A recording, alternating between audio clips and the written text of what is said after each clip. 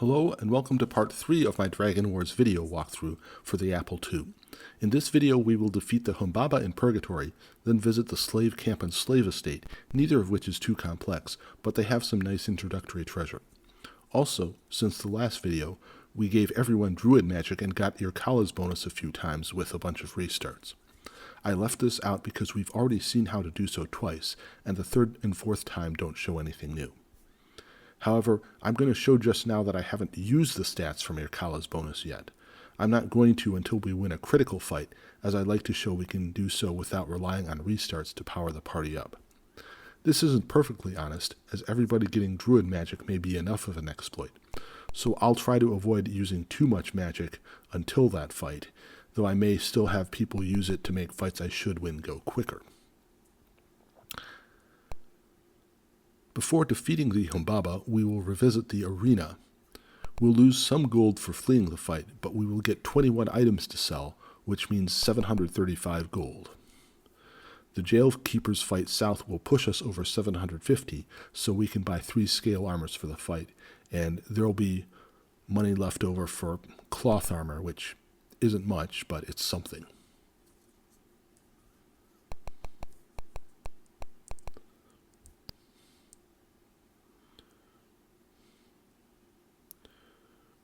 We've been through this before. It's a little disappointing that the free stuff we get can't quite get 3 scale armors, but it's nice enough. And we also get to see that the jail keepers are a lot easier to beat if we have 2 fire blasts. It's just, they go down very quickly indeed.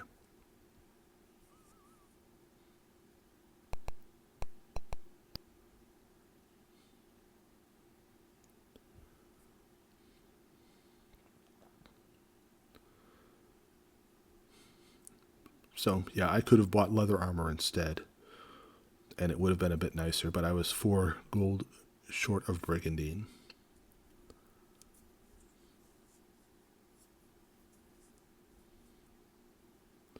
It does take a while to equip, but fortunately you can push 1 through 7 or whatever, and the trade isn't too bad, and unlike Bard's Tale, it doesn't load up the player avatar, which was kind of cool, but I guess we want to save time here because this video is going to be long enough.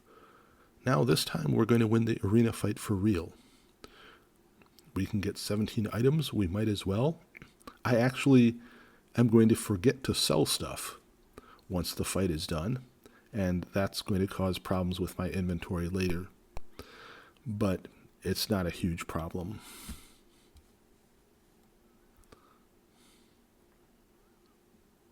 And with 1 gladiator left, we don't bother with spells.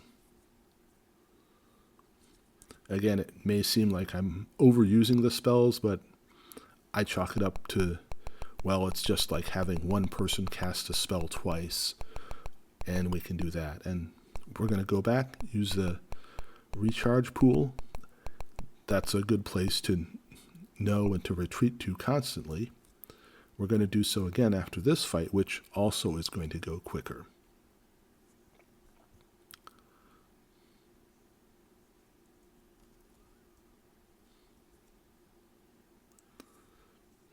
Okay, I used 4 fire blasts there again in the name of expedience. I could have hit them with a bunch of mage flames, but again, I'm going to justify that by saying we're saving time on the fights and so forth.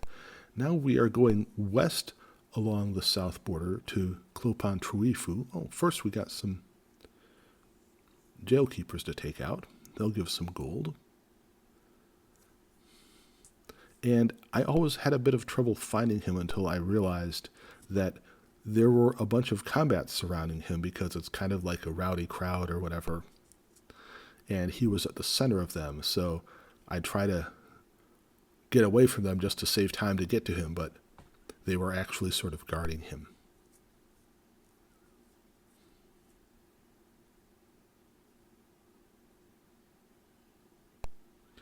Okay, paragraph 77 is, local color, and okay, we're going to go both ways. Here I said, yes, I am one of them, and it says I'm beaten and robbed, but actually I didn't lose any gold. Now I recovered the save state, and this time I said no, and the Humbaba is in the northeast. So I just wanted to track there what the auto map looks like. Not having all the auto map filled in means that I can say, oh, that's that place where I need to go without the squares west filled in. It'll make it a little easier to get back if I lose my way.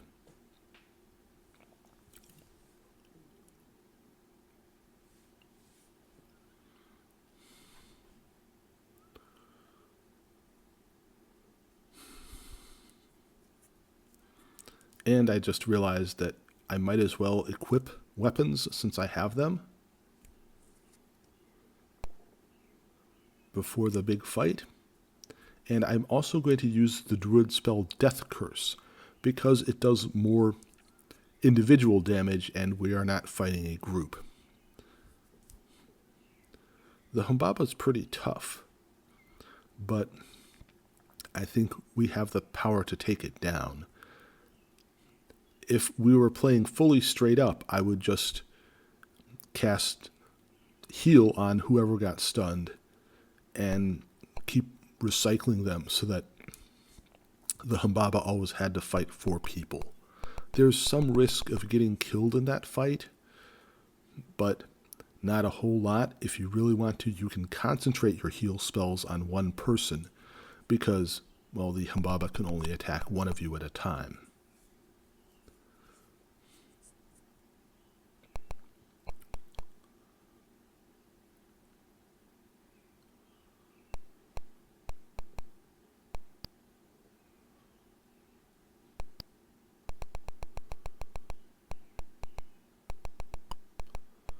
I figure I might as well get the spell point recharge before I forget.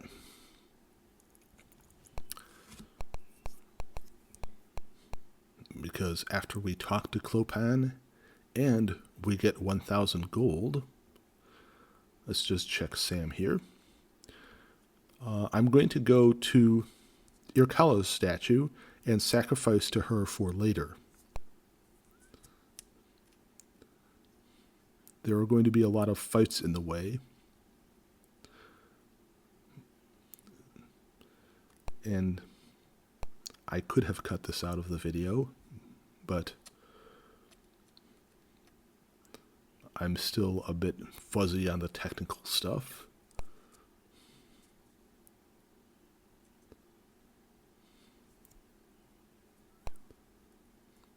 And here's what I mean by Clopin has just a bunch of fights surrounding him.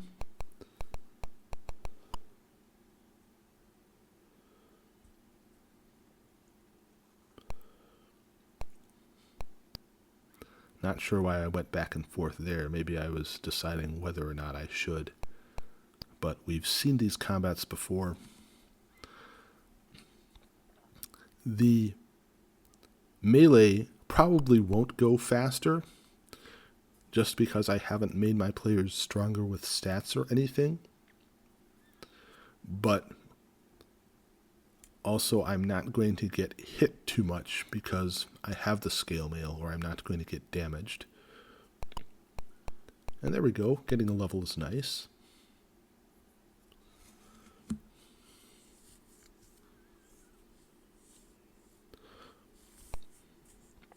I'm not going to get the bonus right away. I think I'm going to wait for a video or two until I'm actually in the underworld as part of seeing new places. I am going to sweep through the underworld and try to map out every square.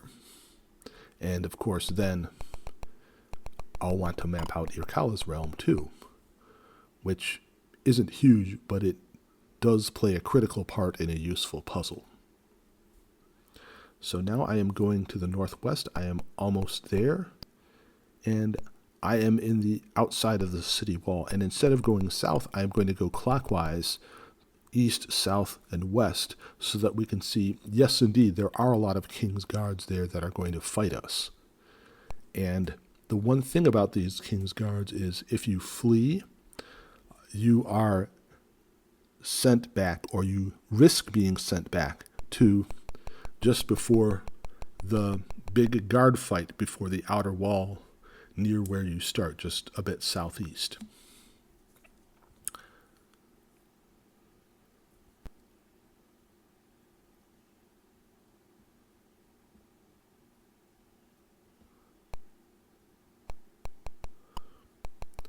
So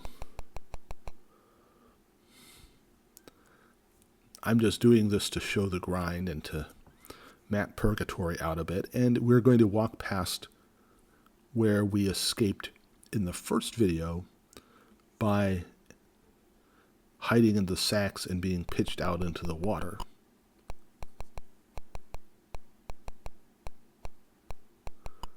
There we go just now. And now we're going west along the south edge.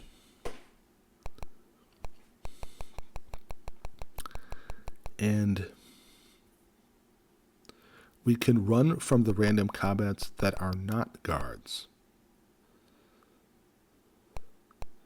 So now we enter the slave camp. We've sort of seen this before, except this time we're going to cause trouble.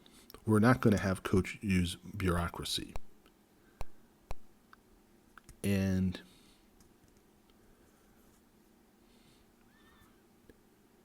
they're dropping a hint that it's pretty pointless to fight. That these guys are on your side.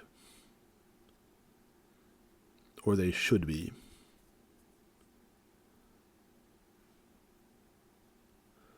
Kind of a bit sad, really, the old gladiators. I think this game does a good job of throwing this in there and not just having random important sounding monsters to tackle.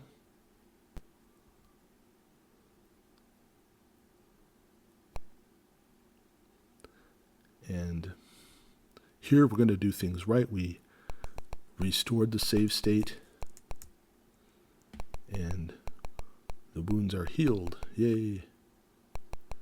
And what I'm doing now is I'm just kind of touching all the edges of this camp and sweeping back and forth so that I can map it all out. You know, starting at the south, going all the way west, then one north, then all the way east, and so forth. And, oh, someone looks at you from within the stone building.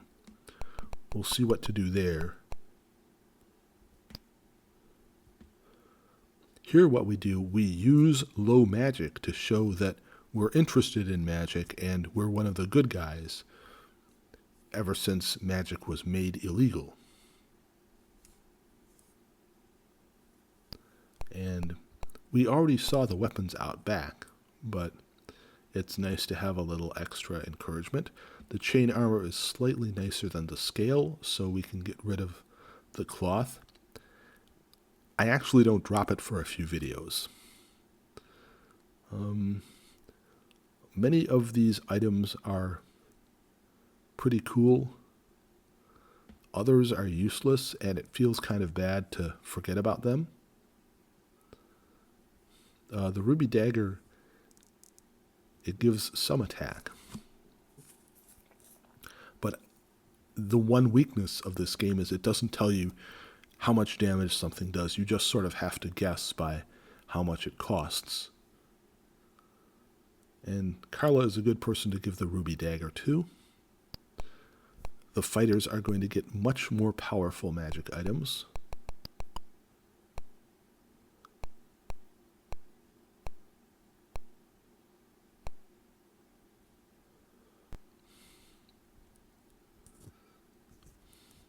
I need to provide a link to the paragraphs so that people can pause and check them out if they want. I don't know if it's practical to describe them too much, and I only want to describe the ones that are really critical. This one was not.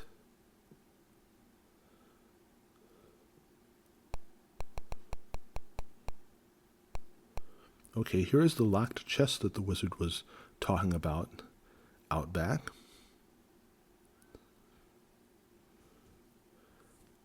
And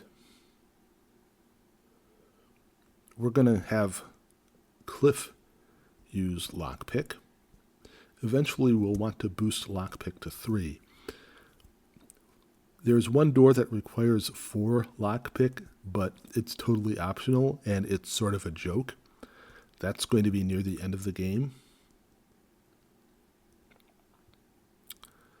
And we might as well improve with chain. Chain decreases our attack, but increases armor class. And since the way we're playing is to sling a lot of spells, we might as well, double down on the armor class.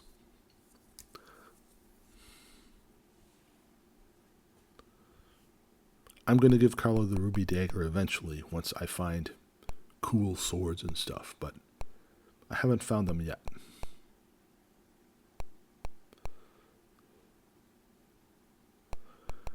And here I'm just using the map to see where I haven't been and sweep again with going 1 north and then all the way west or east, then 1 north again. And the buildings do get in the way. There are just a few 2x2 ones, so it's not like you can just plow through, but it's going quickly enough, I hope.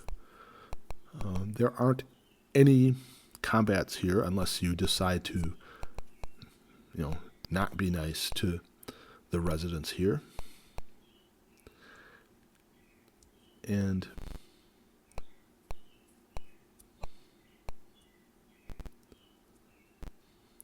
paragraph 22, I think there's still one more place where, yes, that's coming up. This is not a particularly relevant building. It doesn't have any rewards for you.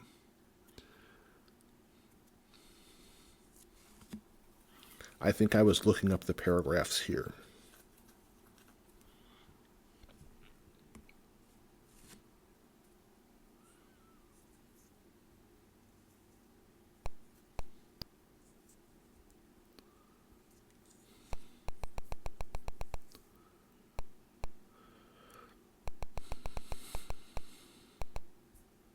So yes, there is still one more building worth looking into.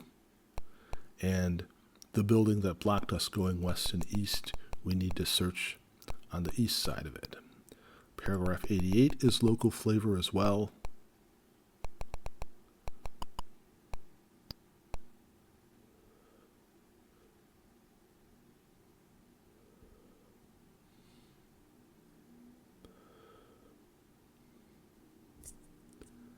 And the next building we go into will be the last one. We can say we've explored the slave camp fully. And then we will move on and go outside Dilmun. That's what I missed. I forgot there were the 2 buildings together, and the small niche that had the treasure chest was between them. Now what we do here is we can use bandage. I think we can also cast a heal spell. Greater Heal and Sunstroke are sun magic spells. I believe Fraser has them both. One more thing. We'll notice there are no volunteers since we already got somebody from here. And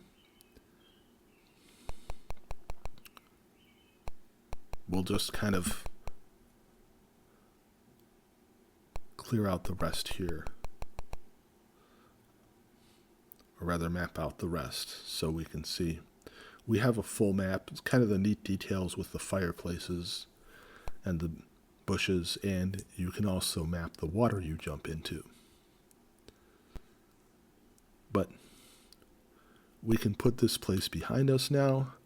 The campfire is nice, but it's a little awkward to get to. I've found the underworld is a better place to go visit, especially since it links up areas a lot better.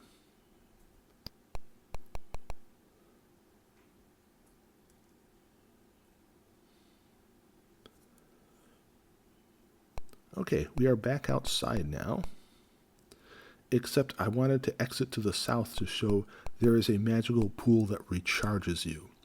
This is kind of a safety valve, I think, for if you killed everybody here there wouldn't be the campfire to heal you, so you get something. It's obviously a bit more awkward to get to, but the game does have opportunities where it kind of forgives you for slipping up, and so you don't have to restart. I think we've fought these guards before. Again, we just Fire Blast takes them out, and on the bridge there is this nice little cache. The helm gives 1 armor class, which is nice.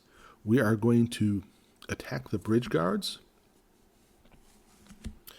because I want to show something on the bridge. You can actually grind for levels here if you want.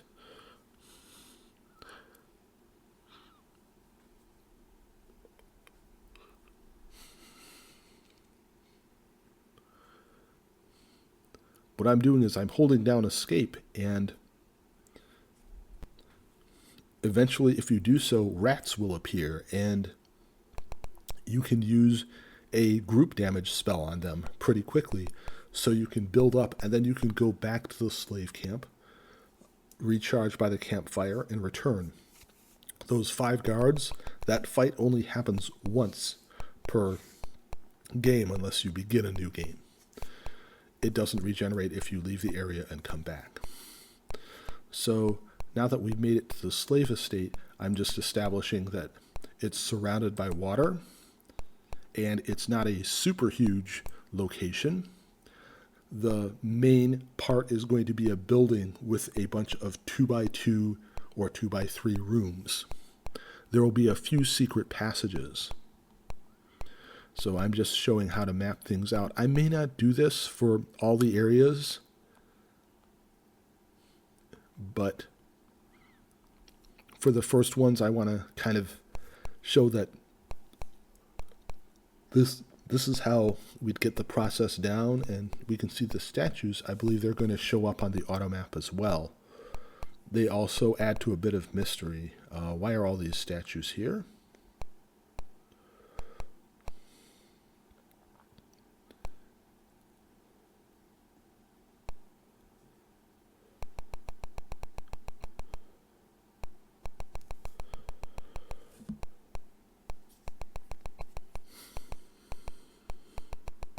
This message will have a different meaning once we've been through it all the works of art that have been created.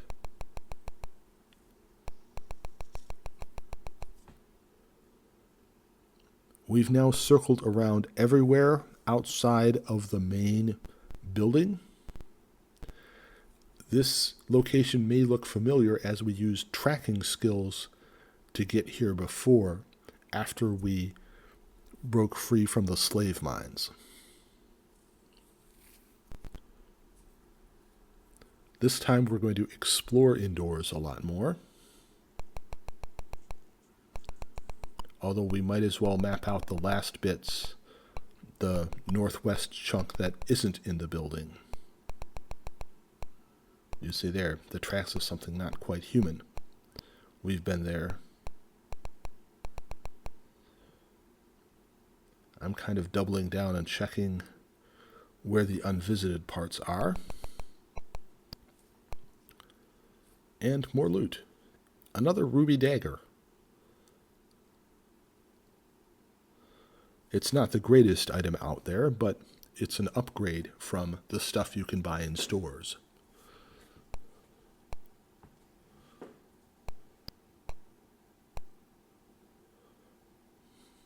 There are going to be a few groups of goblins. They aren't too tough to fight. One thing about this game is that it seems like goblins are tougher in some places than others. In the underworld, they're tougher than when you go past the bridge and get to the Isle of the Sun near the Mystic Wood and Phoebus. This is a little confusing, but once you realize it, that enemies are determined, their strength is determined more by area than necessarily by name, you can say, okay, yeah, these guys are going to be a bit tougher here.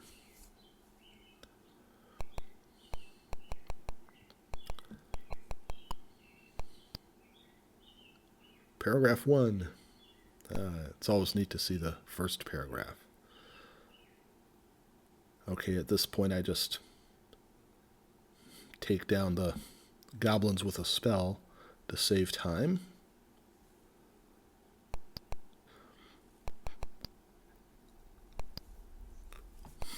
There's a secret door we'll need to find in this building. The floorboards creak as you walk. There it is.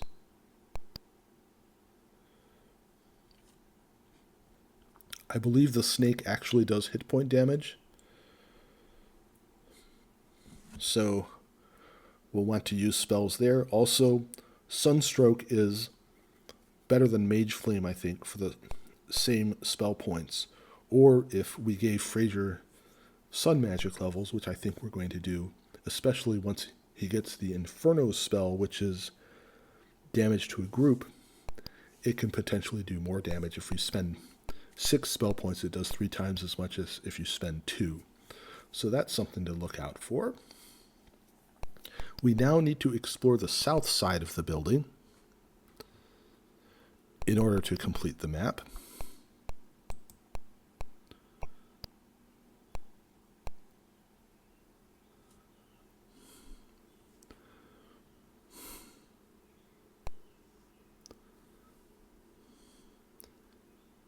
And we have 2 ways to win this.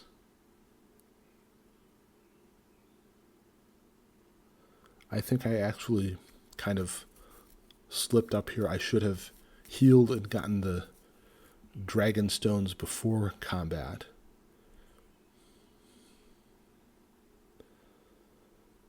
And I guess the mystery here is that it is the gaze demon that's been turning everything to stone, and they've kind of impersonated Mog, which is an awful end for Mog, even though he probably wasn't a nice person in real life. Paragraph 103 pretty much sets the stage for all this. And I use the mirror, which I think we've seen before with Medusa or whatever, to win. And then I had saved the state, and now I'm going to win just the combat, which is tougher than using the mirror.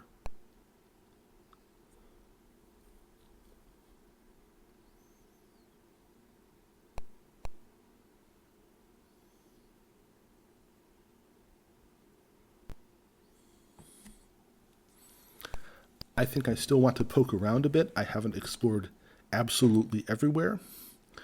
So we're going to do that, and then we're going to fight to win against the demon.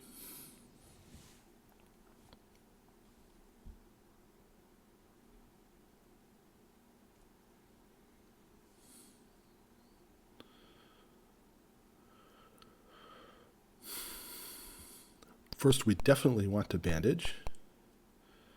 And the fight is tough enough that if we didn't have dragon stones, it would be worth it to go back to the slave camp, go back by the campfire, and then win that away. And all that, and I wound up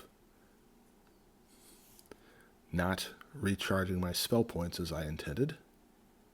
But my party is powerful enough that